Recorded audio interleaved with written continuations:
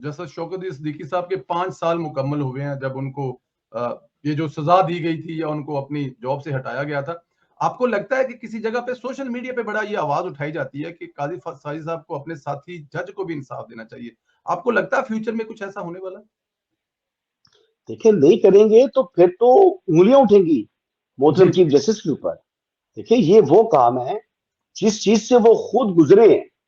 देखिए, जो शौकत सिद्दीकी साहब थे वो सरवाइव नहीं कर सके, काजी साहब वाज लकी कि वो सरवाइव कर गए, वरना जस्टिस शौकत सिद्दीकी साहब भी तो उसी चीज के विक्टिम हुए, प्रोजेक्ट इमरान खान के, जिसके प्रोजेक्ट इमरान खान के ये फैजाबाद धरना केस के विक्टिम बने जो है वो जस्टिस काजी फायजीसा साहब।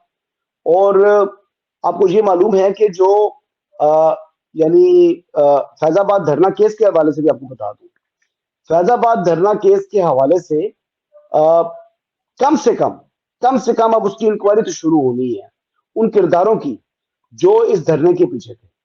और वो यानी हुक्म है तो सुप्रीम कोर्ट का ऑर्डर इन फील्ड है।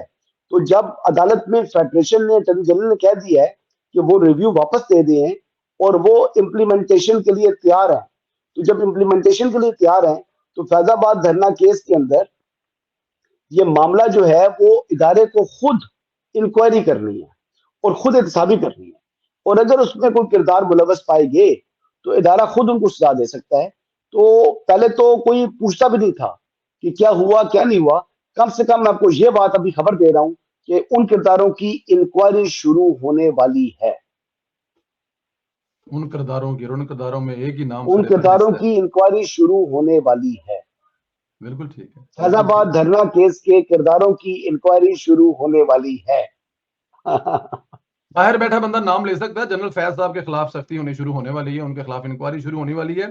सर जरा ये फरमाइए कि आज सीनियर तरीन सहाफी हैं इंसार अब्बासी साहब ने मतलब आज एक स्टोरी लिखी है। उन्होंने कहा जी कि जो इंतखाबात आ रहे हैं इसमें इमरान खान साहब और नवाज शरीफ साहब दोनों ही माइनस हो सकते हैं। हो सकता है ऐसा सर, मियां साहब भी इलेक्शन न लड़ सके? होने को तो कुछ भी हो सकता है। सियासत में कोई चीज हरफी आकर नहीं होती। बाज़ाहिर मुझे 100 में से 1% इम्कान दिखाई 1% इम्कान दिखाई दे रहा है कि उनके माइनस होने का, और 99% इम्कान है कि उनका इलेक्शन लड़ने का। तो मुझे तो नहीं लग रहा कि ऐसी कोई सूरत है। देखिए जी, मियाँ साहब जो हैं वो यानी 3 टाइम के फॉर्मर प्राइम मिनिस्टर हैं। वो कोई जो है वो जो क्या उसे कहते हैं, जो बच्चे जो है सियासतदान नहीं है। यानी उनको आपने क्या समझा हुआ है? उनको इस टाइम हालात की बखूबी इल्म है कि क्या हो सकता है, क्या नहीं हो सकता। उनका बड़ा जो है ना वो कैलकुलेटेड मूव्स होते हैं। वो ऐसे नहीं है कि एक फैसला कर लिया, उससे यू टर्न ले लिया। तो वो बड़े तोलते हैं और फिर बोलते हैं। वो सोचते हैं, वो सोच समझ कर जो है ना वो फैसला जो है वो करते हैं। तो वो फैसला भी वो वैसे नहीं करते, वो तोल कर, कैलकुलेट करके, हर चीज को देख कर जो है ना वो आते हैं। वो वैसे वो कहते हैं ना कि ये एक बात लोगों ने बनाई भी है कि मियाँ साहब बहुत भोले हैं, ये है वो है।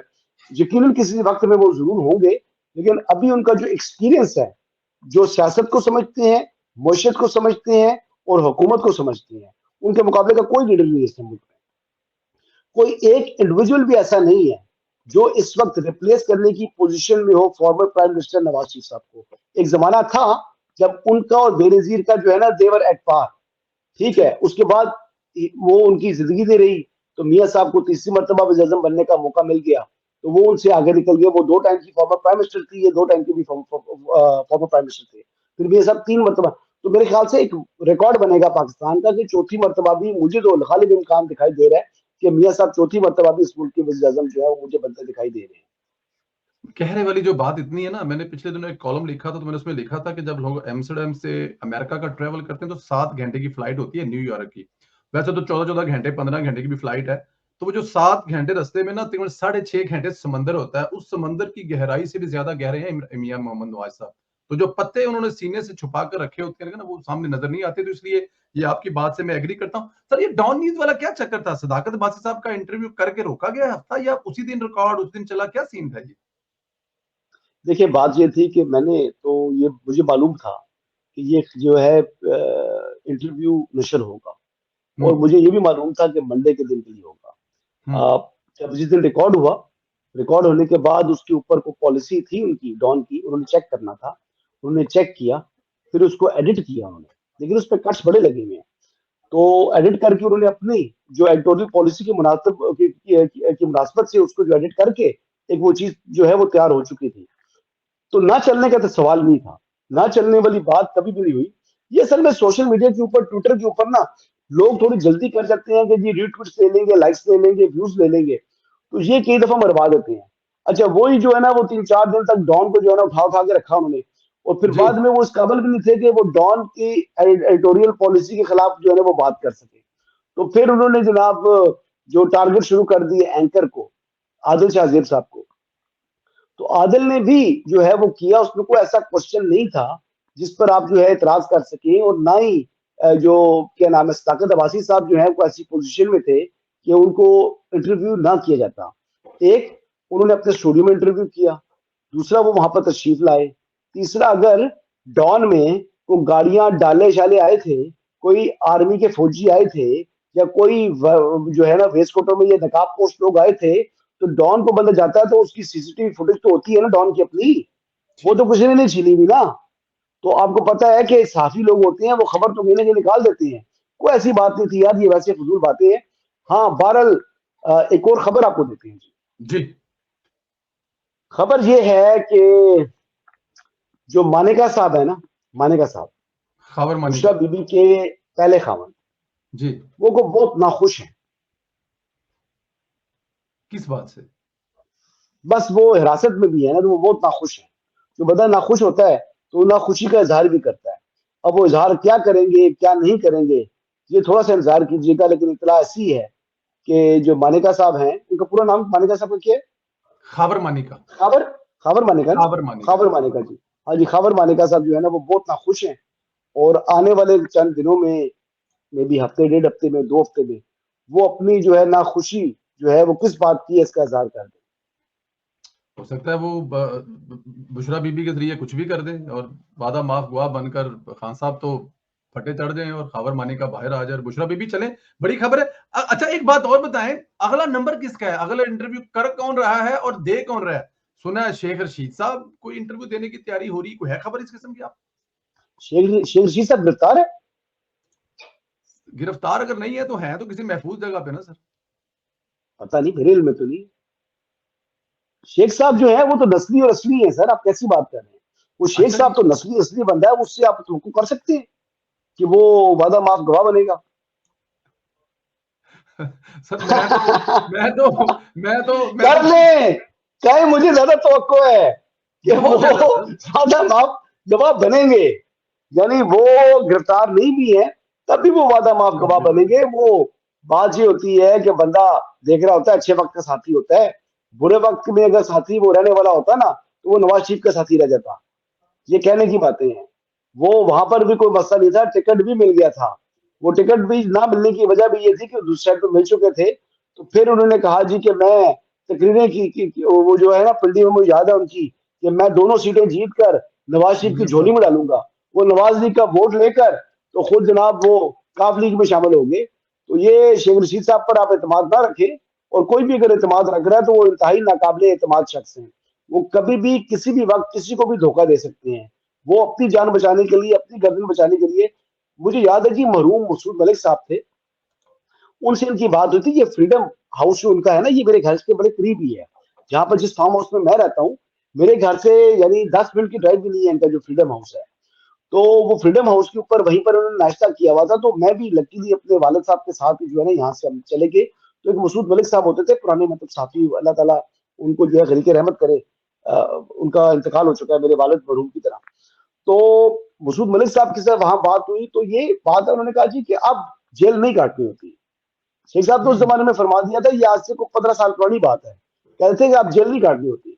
तो जेल वाकई अब उनसे नहीं काटनी होगी। वो यानी जेल काटना तो दूर की बात है, वो पहले ही कह देंगे कि जनाब नारे तकबीर अल्लाह अकबर, जिद्दां कहोगे उदां करकुर लांगे। और कर सादी दो। जी गल है, जिद्दां कहोगे करकुर लांगे। सर 9 मई वाली जो अभी ट्रायल चल रहे हैं कब तक मुकम्मल हो जाएंगे? कितना ड्यूरेशन है इसमें सर?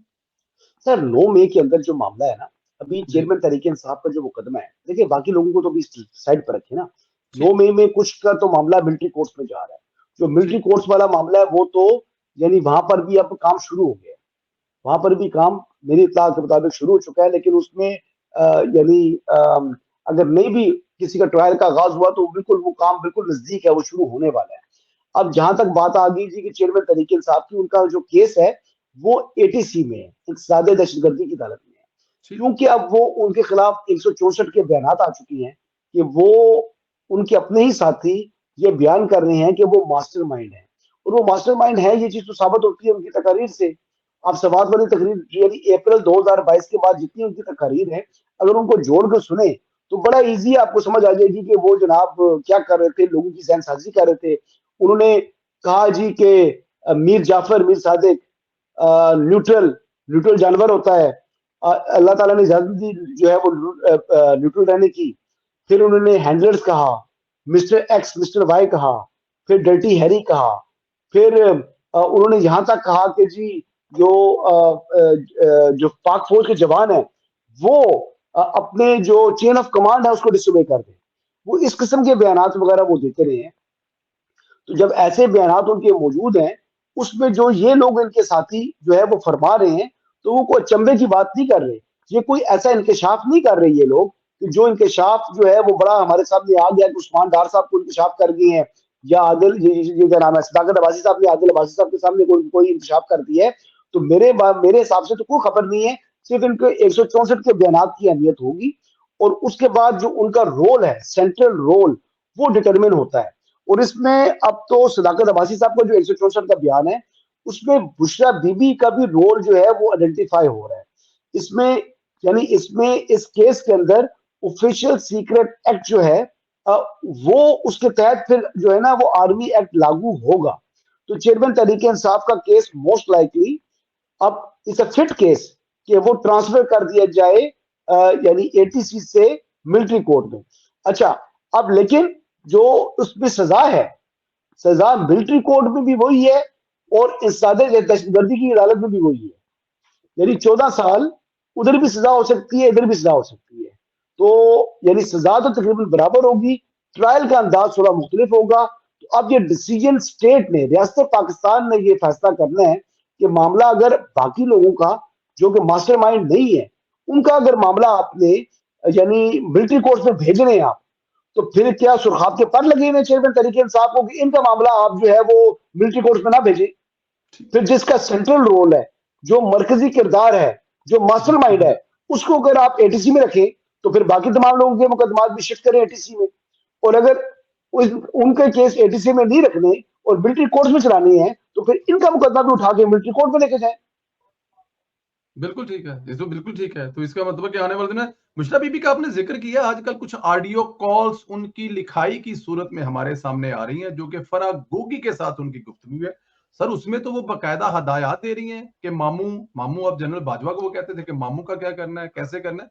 तो वो तो जैसे लगता है कि ये सारा कुछ बुशरा बीबी ही करवा रही थी। आने वाले दिनों में बुशरा बीबी हो सकता है फड़ी बुड़ी जान देखिए, लो। मेरे किसी जानने वाले ने बताया मुझे, उन्होंने जी। कहा है जी कि जिस तरह जो चेयरमैन तहरीक इंसाफ का कोच था ना, वो बड़ा जी। एक डूअर था, एक मतलब रिटायर हो गए। वो कोच जो था ना वो बड़ा एक मतलब चीज, जिस तरह ना वो यानी कोई भी टास्क है ना तो वो टास्क कर गुजरता था। तो ठीक। वो ओवर एम्बिशियस भी था। इसी तरह इनके बारे में बताते हैं कि ये भी जो है वो इनकी जो ये ना उनके एम्बिशंस बहुत हाई हैं। तो जिसके एम्बिशंस हाई हो तो फिर वो कुछ ना कुछ उसने किया हुआ होता है। यानी उन्होंने कहा कि ये किसकी इजाजत से जो है ये तस्वीरें ली गई हैं, कि क्या सामान अंदर घर के अंदर आ रहा है। आपने ऑडियो लिंक सुनी हुई है ना उनकी, जी, जी, जी, जी, जी। बुशरा बीबी की, तोशा जी, खाना जी। के हवाले से। तो वो तोशा खाना वाले मामलात में भी ये मुलविस रही, भी फराह गोगी भी इनका दिया हुआ तोहफा था, एसएल जमील गुजर भी इनका दिया हुआ तोहफा था। और फिर जो मौजूदा चीफ है, इन्होंने बतौर डीजीआईएसआई इमरान खान साहब को यही बातें बताई थी ना कि अपने घर को देखें, यानी अपनी मंजी थले डांग फेरो। तो वो चीज उनको नागवार गुजरी और उन्होंने जो है उसके बाद उनको डीजीआईएसआई के ओहदे से हटा दिया था। तो बुशरा बीबी कोई ऐसी चीज तो नहीं है कि वो कोई प्योरली घरेलू खातून है। उन्होंने तो बड़े रियासती अमूर के अंदर मुदाखलत भी की और उन्होंने बहुत कुछ किया। और असल में अफसोस की बात है ना, कभी भी हमारे एक साहब ने बैत की हुई है उनके उनके हाथ पर, पता नहीं अभी तक बैत कायम है या उन्होंने अपना किबला बदला लिया है। वो भी जो है ना वो प्रोजेक्ट इमरान खान को लॉन्च करने वालों में से मौजूद थे। अब मैं जिन्होंने नाम नहीं बैत की लूंगा, थी वो ही उनके हाथ सर्विंग, पर। वो सर्विंग है। हाँ, वो सर्विंग है, बता रहा हूँ, सर्विंग। चलो ठीक है जी, आप नाम ना बताएं, आखिरी सवाल का जवाब दे दें, काफी टाइम लिया आज। परवेज इलाही साहब की जान नहीं छूट रही सर। आज उन्होंने कहा है कि मेरी इसलिए मैं जेल में हूं कि मैं पीटीआई का हिस्सा हूं। क्या वो तो सुन रहे थे कोई डबल गेम कर रहे हैं, कोई आगे पीछे कर कर आगे, तो क्या परवेज इलाही साहब वाकई वो मतलब मुजाहिद बन गए हैं कि बस नाला जी पीटीआई ने? सर आपको लेने वाला भी तो होना, तब की बात है ना। अब परवेज इलाही साहब की माफी नहीं हो रही ना, माफी तलाफी के रास्ते बंद है। अब क्या करेंगे? वो बंदा तभी कहता है ना कि जी मैं तो अब डट के खड़ा हूँ, ये खड़ा हूँ, वो खड़ा हूँ। कोई मुज़ाकरात तो करे ना, इस तरह इंसान। इस टाइम तहरीक इंसाफ से कोई मुज़ाकरात ही चेयरमैन नहीं था।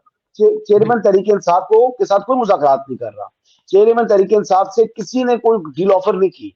जब डील ऑफर नहीं की तो बंदा कहेगा जी मैं डट के खड़ा हूं, मैंने कोई बात नहीं करनी। बात तब करेंगे जब वो बात करेगा आपसे। अभी कोई ऑफर नहीं है, ना परवेज इलाही को, ना चेयरमैन तहरीक इंसाफ को। इलेक्शन तो दूर की बात है, इलेक्शन से 1 साल बाद भी किसी ने इनसे बात नहीं करनी। इलेक्शन से 1 साल बाद भी किसी ने उनसे बात नहीं करनी है, तो मतलब आपने जो ड्यूरेशन उनकी बताई थी 6-8 महीने अंदर है, इसका मतलब वो 17-18 महीने भी अंदर रह सकते हैं वो। बिल्कुल ठीक है, पॉसिबल है। आपने मजीद आगे कर दिया हसन भाई। बहुत ज्यादा मैंने टाइम लिया आज, क्योंकि मुझे अंदाजा था कि आज आपका मैं टाइम ले सकता हूँ। क्योंकि आज आपने वो नहीं कहा था कि जल्दी जल्दी कर लें, मतलब आज रिलैक्स थे, तो मैंने भी टाइम ले लिया है। अब इंशाल्लाह ताला अगली चिट चैट जो है वो हम दुबई में करेंगे अल्लाह ताला के फजलो करम से, और वहीं पे मिलेंगे, वहीं पे बातें होंगी सारी। अपना जी बहुत ज्यादा इंशाल्लाह। ख्याल रखें, इंशाल्लाह अल्लाह जिंदगी से दे, फिर दुबई में मिलते हैं। बहुत शुक्रिया भाई। ओके, अल्लाह थैंक यू अल्लाह। जी, थैंक यू, थैंक यू। जी, बड़ी खबरें हैं जी, हसन अयूब भाई ने हमें दी हैं। एक तो इस्लामाबाद वाली उन्होंने खबर दी थी कि मियाँ साहब इस्लामाबाद उतरेंगे और उतर कर वहाँ पर अपने वुकला के साथ घंटा आधा स्पेंड करेंगे, और जो हम लोग इमिग्रेशन है वो भी वहाँ पर होगी। बहुत सारी खबरें ऐसी होती हैं जो हमें पता होती हैं, हम ब्रेक इसलिए नहीं कर सकते क्योंकि वो जो बड़ी एक अहम गुफ्तगू होती है, उसका कहीं न कहीं से किसी न किसी तरह से हम लोग हिस्सा होते हैं। और मेरे ख्याल में यही ज़िम्मेदारी है कि आप अपने ट्वीट के चक्कर में या अपने वीलॉग के चक्कर में वो बातें, वो खबरें कभी ना बाहर करें जो अंडर द ओथ होती हैं। इंशाल्लाह ताला